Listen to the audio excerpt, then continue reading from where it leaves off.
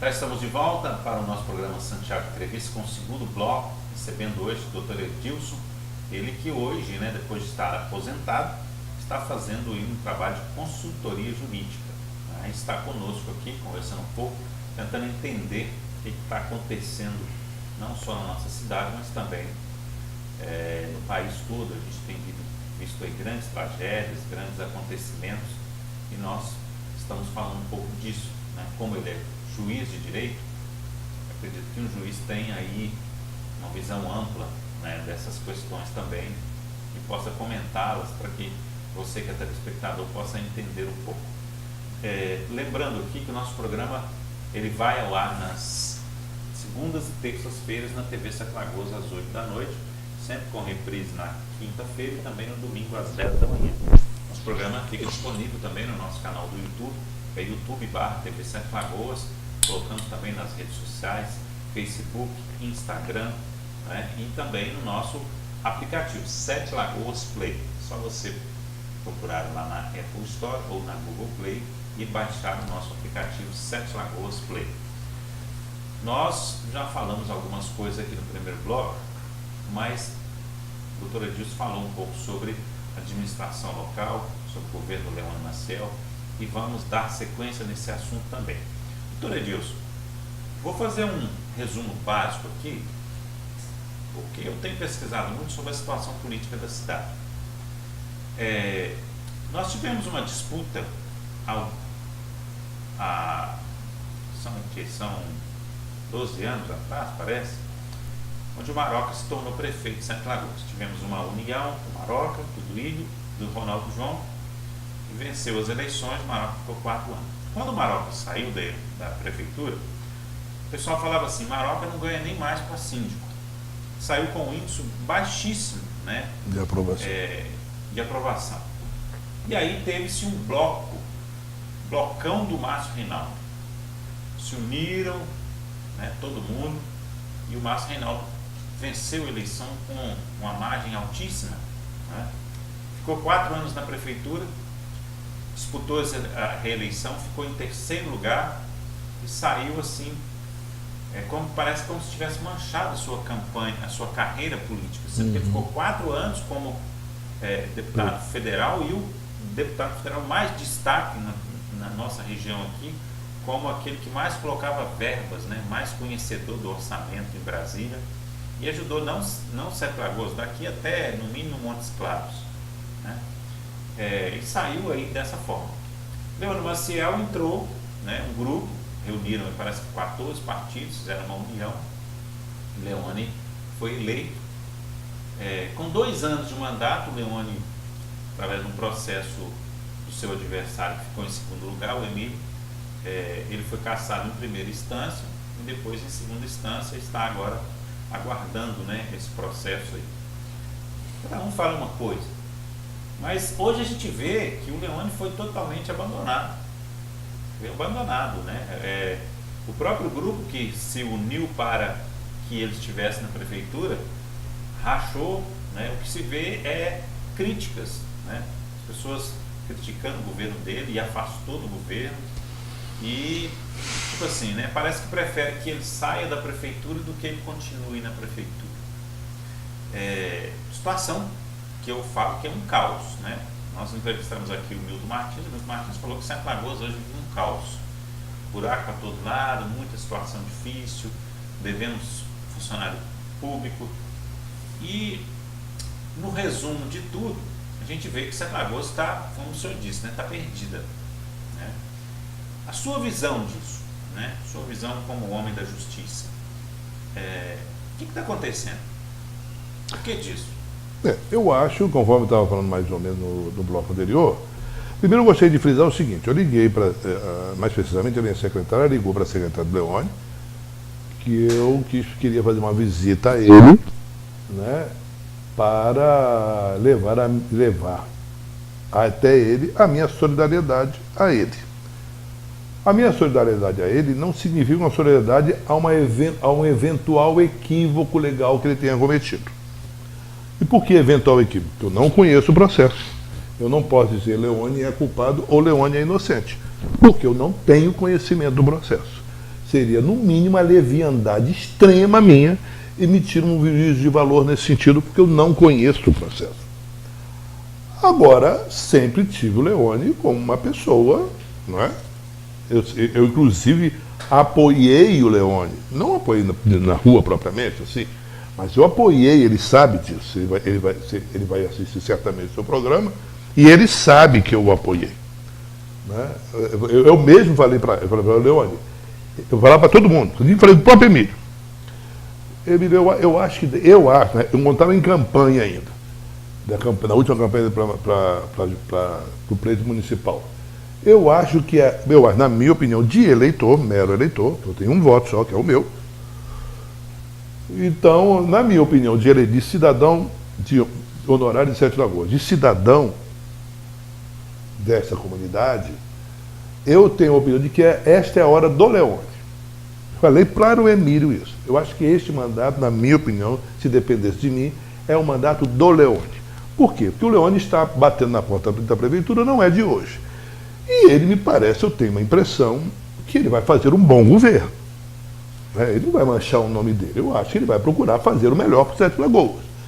Então eu acho que o momento é do Leone, afinal, o Leone ter 4 anos, afinal, né, na mão dele, para que ele possa, então, mostrar a sua capacidade administrativa. E eu apoiei nesse sentido, né, comentando, falando com um, falando com o outro, enfim, dizendo, manifestando esta minha opinião em favor da candidatura dele naquela época. E, felizmente, na minha opinião, felizmente, ele ganhou a eleição. Mas, tal como o Temer não, depois eu vou falar do Temer. Agora, o Leone, justiça já feita, o Leone não governou praticamente, o Leone não governou o Sete Lagoas ainda.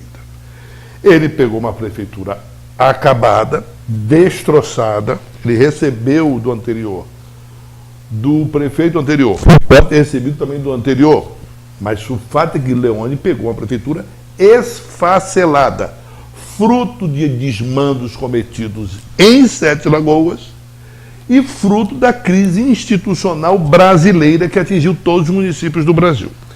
Então o Leone, desde que ele tomou posse, ele praticamente tem administrado uma crise. Ele falou numa entrevista que ele foi até muito gentil, muito delicado, muito ameno. Nós estamos vivendo um momento atípico. Ele está vivendo um momento atípico.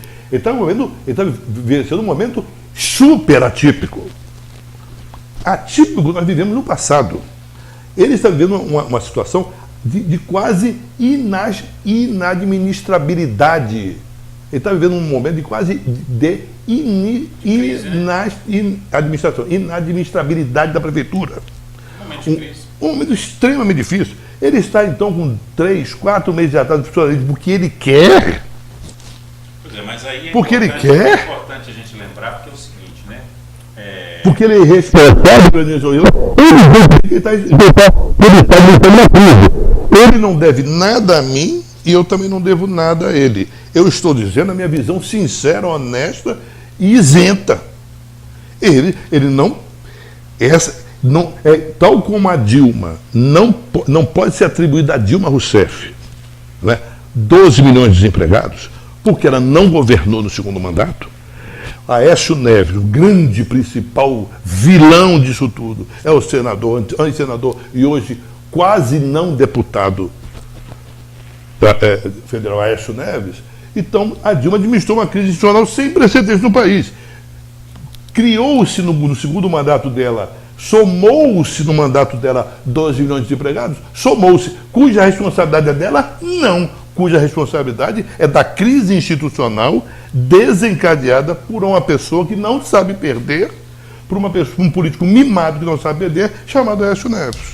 Agora, no caso do Leone, também é importante lembrar que o governo do Estado, né, provocou um caos em várias prefeituras, né? Até que, exatamente.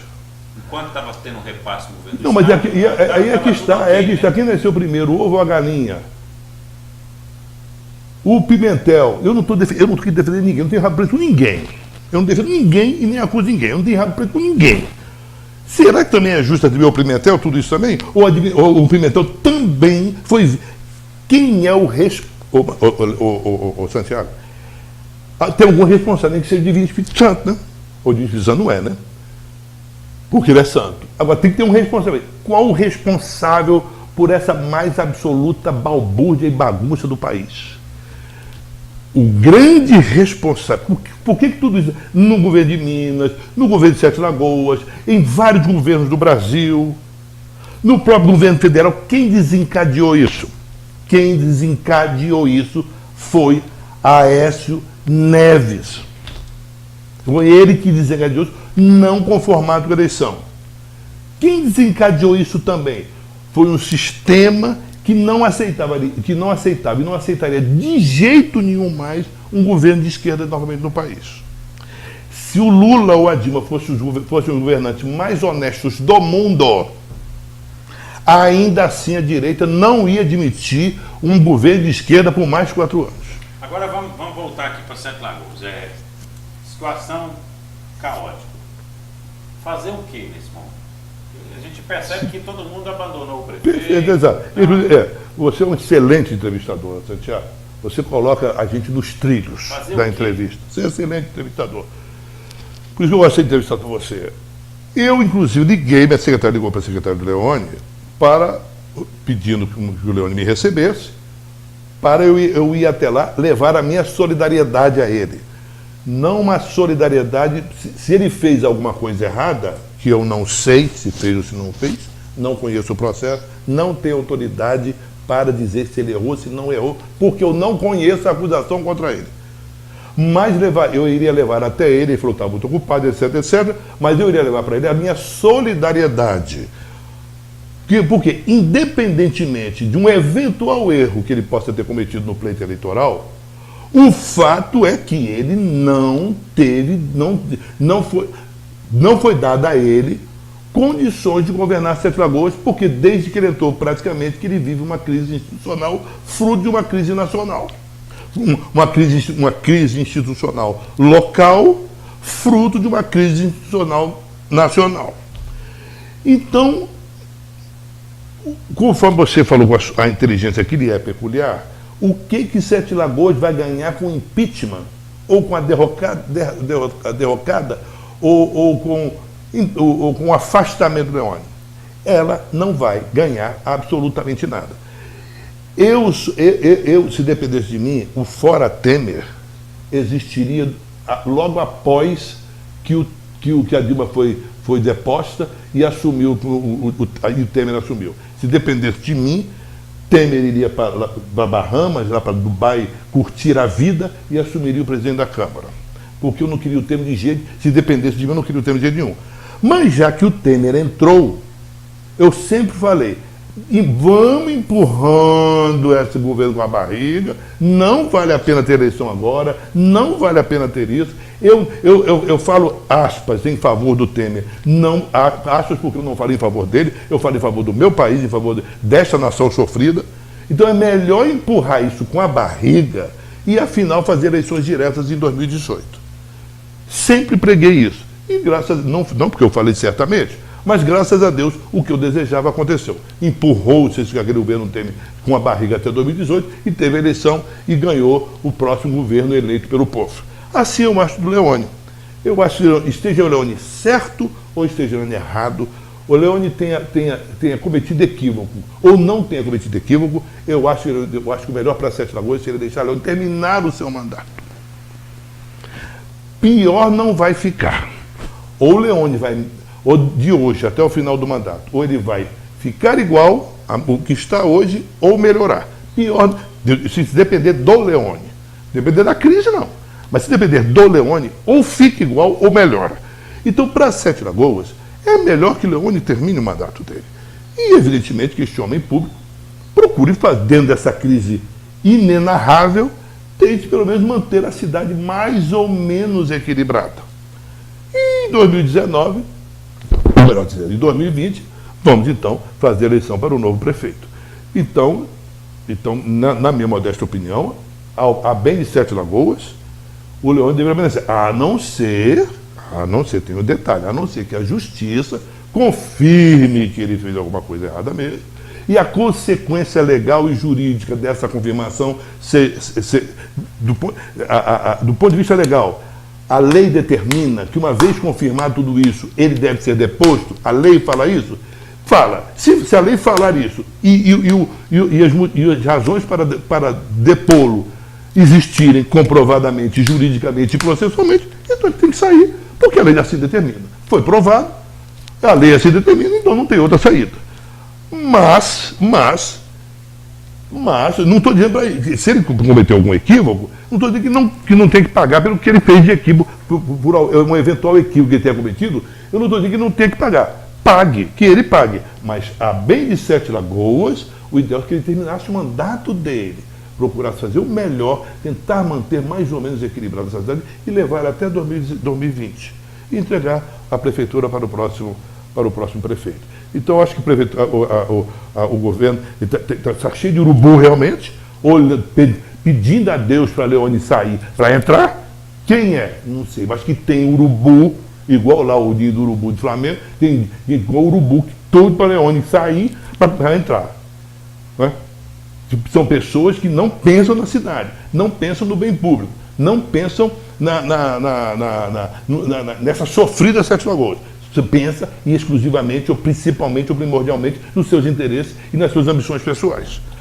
Para fechar, o senhor foi convidado para ser candidato em uma das chapas do Clube Náutico. É verdade? Como é que é isso? É verdade, Santiago. Eu fui convidado pela Silvana Tameirão, que está montando essa chapa. Ela seria presidente, eu até manifestei nesse sentido, que ela fosse a presidente, exercesse o cargo, preenchesse o cargo de presidente do Náutico, até porque ela seria a primeira mulher presidente do Náutico, não é? E ela me convidou então para ser primeiro vice-presidente administrativo do Náutico. E eu achei assim muito interessante. Eu falei, olha, eu vamos disputar esse convite, que muito me honra realmente, né? Eu quero ler o regimento interno, vou ler o regimento interno do Náutico, vou ler o estatuto do Náutico, para ver quais são as obrigações, as suas tarefas e as obrigações do primeiro vice-presidente administrativo do Náutico, para eu poder dizer se eu consigo assumir ou não essas minhas obrigações. Né? E eu teria muito prazer em participar de uma chapa do Náutico, em participar de uma administração do Náutico, porque o Náutico Sete Lagoas é um patrimônio da cidade, é um clube lindo, maravilhoso. Eu costumo dizer que no Rio de Janeiro, que eu conheço, não é fácil encontrar um clube com a beleza do Clube Náutico. No Rio de Janeiro, que é a grande capital. Então, é um clube realmente que merece, que é um clube belíssimo, que merece uma administração competente. Né? E há muito o que fazer no Náutico. E nós faremos, eu estava falando até para o doutor Leandro, que assinou apoio à chapa, não como para integrar a chapa, mas ele assinou apoiando a chapa. E eu falei, Leandro, fala-se muito assim, quero fazer uma gestão participativa e tal. Muito desse jargão político, né? Mas se eu afinal vier a integrar essa chapa, e se essa chapa realmente vencer, né, eu pretendo realmente colaborar com a Silvana no sentido de fazer uma gestão participativa mesmo. Você é sócio do Náutico. Fale para mim o que você gostaria que o vice-presidente administrativo fizesse para o Náutico. Diga para mim. E eu vou fazer realmente uma gestão, vou ajudar, colaborar com uma gestão absolutamente participativa. É lógico que a decisão tem que ser da chapa, tem que ser da diretoria, porque é ela que assume a responsabilidade. Mas nós vamos ficar com ouvidos atentos aos clamores dos sócios. Uma das chapas, eu tenho o Capacete, está liderando uma chapa, lá tem o Sebastião. Esse Sebastião, que Dalvin vai assistir também. Dalvin, não, certamente vai assistir o programa. O Sebastião, se não me engano, ele foi até meu jurado. O Sebastião é uma pessoa ótima. Ele vai sentar concorrendo uma das chapas. Pessoa ótima. E o fato de eu estar na chapa da Silvana não quer dizer que eu sou contra as outras chapas. Eu tenho amigos, graças a Deus, em todas elas. Se duvidar as duas, eu tenho amigos, todas as chapas do Sebastião, todas as chapas do Capacete. Se não são meus amigos, são pelo menos pessoas com quem eu tenho um excelente relacionamento. Porque, graças a Deus, eu tenho um excelente relacionamento com todos ali do Clube Náutico. Mas nós estamos vivendo realmente numa época de renovação. Essa chapa, eu vou até brigar com o Sebastião se ele estiver me vendo. Parece que a chapa dele chama-se Renovação. Eu falo para ele diretamente, Sebastião, que eu gosto muito de você sabe disso, tenho muito carinho por você. Mas se uma coisa que não é essa chapa é renovação. Se essa chapa ganhar, o Santiago, essa turma aí, que está hoje e que entraria na chapa do Sebastião, vai ficar quase 9 anos no Náutico. Não, são 2 anos, né? 3 anos. Então teve 3, 9. Vão ficar, se essa chapa do Sebastião ganhar, ou ganhasse, essa turma vai ficar 9 anos no Náutico. Então, o que essa chapa não é de renovação? Não é mesmo. Agora, tem pessoas excelentes. Se o Sebastião ganhar, falando aqui politicamente, né, se o Sebastião ganhasse, né, o Náutico estaria sempre bem representado, é um homem bom, um homem sério. Mas renovação não é. Eu acho que não é o caso dessa renovação ganhar, repito, com todo o carinho, respeito e consideração que o Sebastião e que os membros da sua chapa merecem. Ele sabe que eu tenho muito respeito por ele, gosto muito dele. Mas não é o caso. Se é renovar, não é essa chapa que tem que ganhar. Não Isso é. aí. Muito obrigado, doutor Edilson. Fico muito satisfeito de o senhor ter aceitado o meu convite. Né? Eu acho que deu para a gente ter uma noção aí da sua visão sobre esse momento, sobre o momento político. Né? E desejo aí sucesso na sua chapa lá no Náutico. Obrigado. Agora, uma coisa você e todos os sócios, porque não de toda a Sete Lagoas, porque o Náutico não pertence só aos sócios do Náutico, pertence primeiramente aos sócios, mas ele pertence a toda a Sete Lagoas. Né? O Náutico é um ícone e um ícone de como é que eu posso dizer? Ele representa muito o Sete Lagoas. Né? Então o Náutico não pertence só aos sócios, o Náutico pertence principalmente aos sócios, mas pertence a todo o povo de Sete Lagoas. E isso eu posso te garantir. Né? Eu não sou de empurrar a coisa com a barriga. Eu vou dar o meu melhor para o Náutico. Eu vou fazer. Porque é igual futebol, sabe? Às vezes tem um jogador que todo mundo concorda que ele deva ser convocado para a seleção brasileira. O único que não concorda é o técnico. Todo mundo que eu gostaria de ver aquele jogador na seleção brasileira. O único que não vê isso é o técnico. Então, eu quero colaborar numa administração em que naquilo que a gente tem certeza que todo o associado quer, toda a Sete Lagoas quer. E quero também colocar o Náutico, fazer também do Náutico um espaço de, como eu falei para a Silvana, um espaço também de solidariedade social. Utilizar o Náutico também em solidariedade social. Né? O que o Náutico pode colaborar com os mais sofridos, com o Brumadinho, com o CT do Flamengo, com os Sete Lagoas mesmo em si, com as crianças sofridas, aquelas crianças que passam necessidade. O que a instituição Clube Náutico Sete Lagoas pode colaborar socialmente com a cidade? Né? Para que a gente também saia um pouco desse nosso direito de usufruir o lazer que o Náutico nos proporciona, mas também fazer do Náutico um ícone de solidariedade social. Né? Então é isso que o associado pode contar comigo. Uma administração absolutamente participativa, né?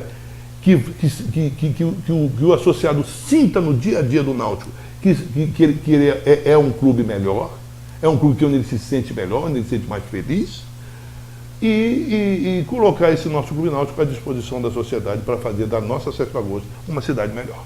Ok, muito obrigado. Obrigado a você que esteve conosco.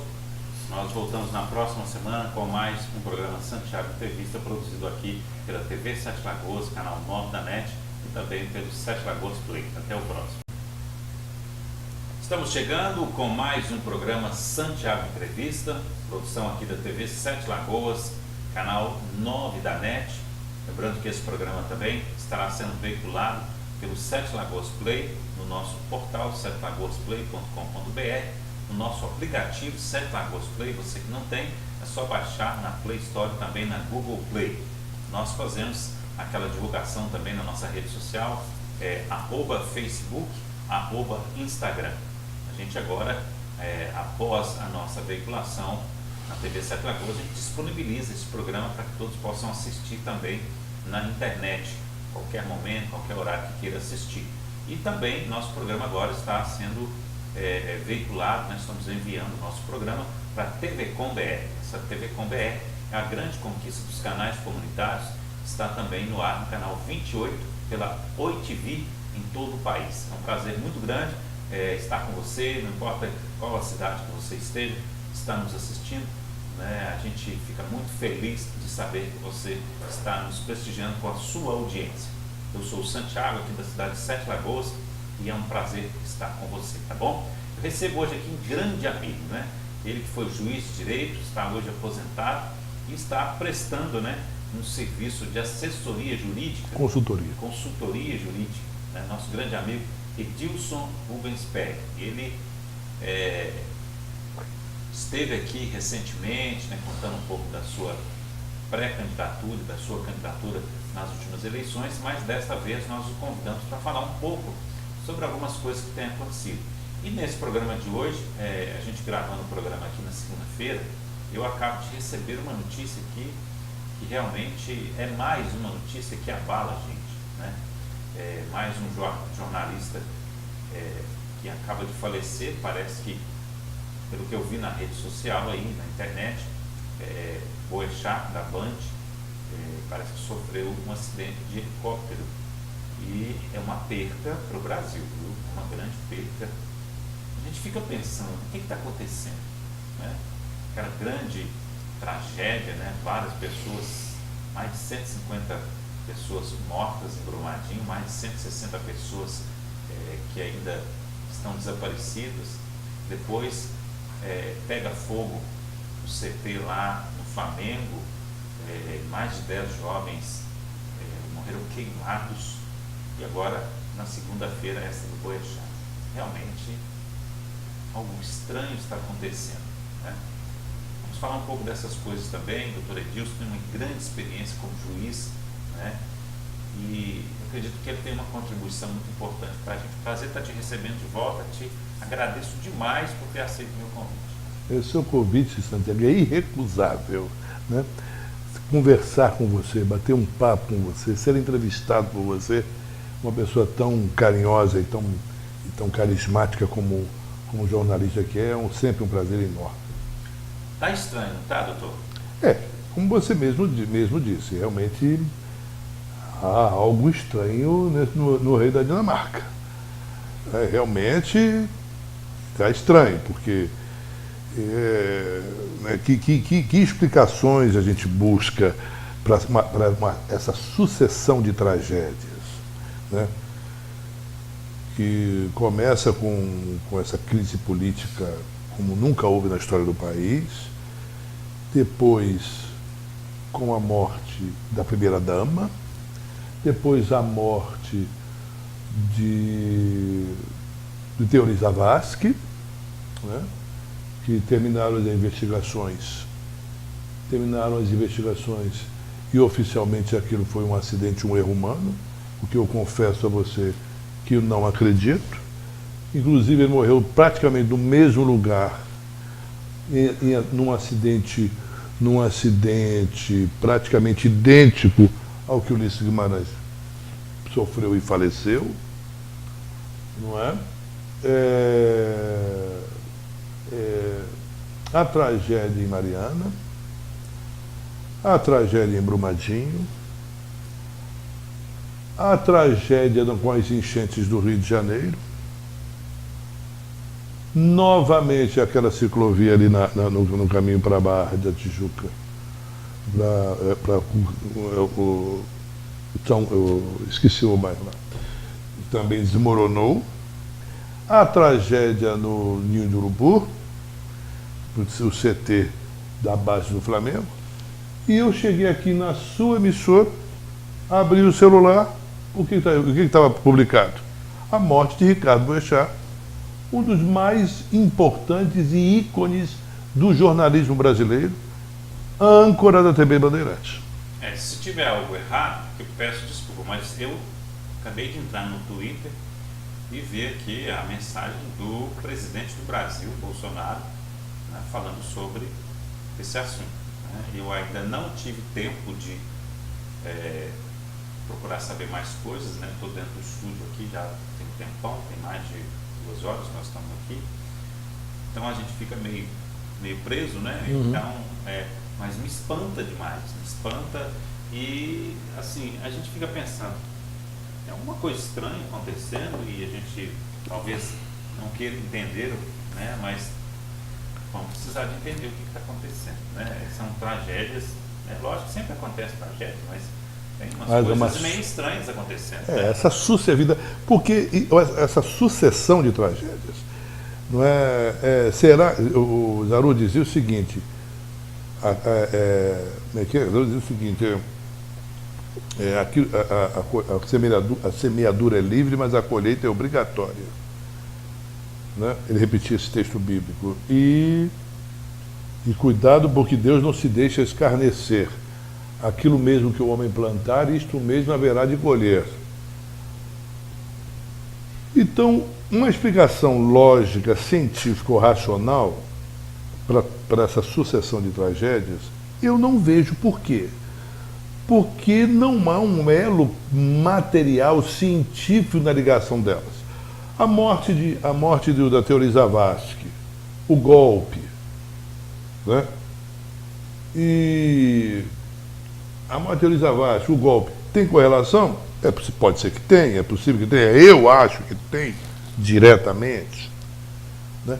Mas já a tragédia de Mariana, a tragédia de Brumadinho, a morte daqueles jovens no CT do Flamengo, aí não há ligação material, não há ligação científica. Né? Bom, se há uma sucessão de tragédias que a gente não pode formar um elo comum entre elas, mas a sucessão de tragédias está aí, e eu não querendo ser, eu tentando não ser místico, tentando ser mais realista, mais os pés no chão, né? Um discurso mais científico, vamos dizer assim, eu não consigo ter.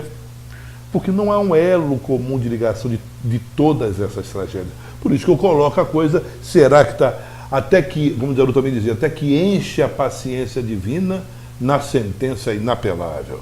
Quer dizer, está ocorrendo muitas injustiças neste país. Está acontecendo muita coisa errada neste país. Seja de que visão você, seja por que foco você olhe, seja qual for a sua visão de mundo, o fato é que está acontecendo muita coisa errada neste país. Podemos dizer que o país está meio que perdendo o controle? Já perdeu, né? Já perdeu porque é como se... eu estou achando o Brasil, eu escrevi isso já, inclusive, extremamente bagunçado. O Brasil está numa bagunça.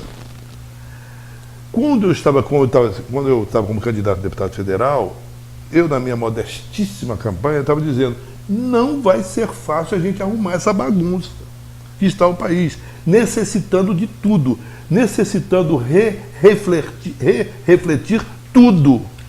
Doutor, principalmente nessa questão da tragédia, que morreu aí já, acho que 150, né? E tem mais 160 desaparecidos. Né? Esse final de semana, principalmente, outras barragens com alerta e tudo mais. O senhor que foi juiz há muito tempo, o que precisa ser feito agora? Porque não pode ficar do jeito que está, né? E tem que ter justiça. Eu acho... veja bem, é a mesma coisa quando você se muda, vai de uma casa. Você já imaginou? Olha, eu conheço o seu estúdio, aqui a sua empresa, aqui o seu canal de TV, a sua casa. Eu tenho o prazer e a honra de ser seu amigo pessoal. E conheço, e consequentemente eu conheço a sua bela casa. Ela é grande, bonita, espaçosa, cheia de conforto, graças a Deus. Você já imaginou você fazer agora? Vou fazer a mudança agora, Santiago. Você vai morar naquela outra casa do outro lado da lagoa. Aí vamos levar tudo para lá. Você já imaginou você arrumar essa sua casa? Você já imaginou eu colocar 5 caminhões de mudança aqui, ou 6, o que for necessário, colocar todas as suas coisas num outro imóvel, pode ser até num imóvel até maior do que esse, e mandar você arrumar? Você vai olhar aqui, você não tem como começar. Roupa de um lado, sapato de outro. Assim está o Brasil. O Brasil sofreu uma completa desarrumação. Existia alguma coisa antes? Certamente sim. Mas essa desarrumação, como se você tivesse pegado uma sacola de objetos e retirado para ele à volta, essa completa desarrumação começou com o impeachment da Dilma. Então tem muita coisa errada. Muita coisa errada. E as pessoas não querem ver a verdade, as pessoas não querem encarar a verdade. A verdade não vence. O que vence é o interesse pessoal, político, partidário e os interesses pessoais de cada um. Agora, dizer que, só um detalhe, dizer que o segundo governo da Dilma, eu quero que a Dilma vá para a cadeia, eu quero que o Lula vá para a cadeia, eu quero que a Aécio vá para a cadeia, quem tiver feito com crime tem que pagar, eu não estou defendendo aqui ninguém, roubou tem que pagar, roubou uma caneta do Estado tem que pagar. Agora, dizer que a Dilma causou 12 milhões de desempregados, isso é mentira. Por quê?